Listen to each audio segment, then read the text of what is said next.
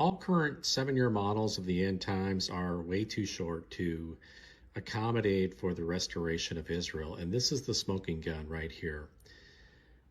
We are told in the Old Testament that from the time of the abomination of desolation to the time that the temple will be rededicated, it will take 2,300 days and nights. If you do the math, that would put you 10 years past the beginning of the end times.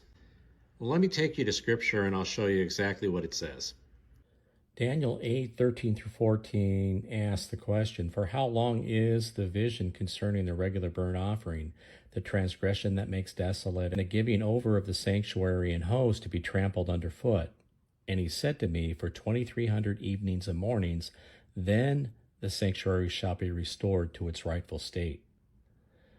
This passage alone is saying that from the time the abomination that causes desolation happens to the time that the sanctuary is once again rededicated, reconsecrated for sacrifices, it's going to take 2,300 days. That is evenings and mornings. So that 2,300 days is about 6.3 years. So from the midpoint of the first 7 years, you have 3.5 years plus 6.3 years. That puts you at almost 10 years into the tribulation for the temple to be restored and for prophecy to be fulfilled.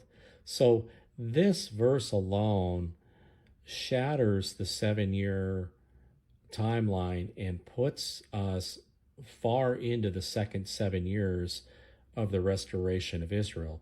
And if you can imagine, with 144,000 Israelites, the first fruits of the new nation of Israel, working on the Temple Mount and working to restore the temple, it takes most of the trumpet phase of 3.5 years for them to finally restore the temple in a proper way to restart the sacrifices.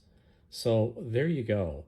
That alone pushes us way out into the second 7 years and makes a case that we truly need to stop thinking in a 7-year model. Like and subscribe, and I'll continue to add content for you to understand how we come to a 14-year model of the end times.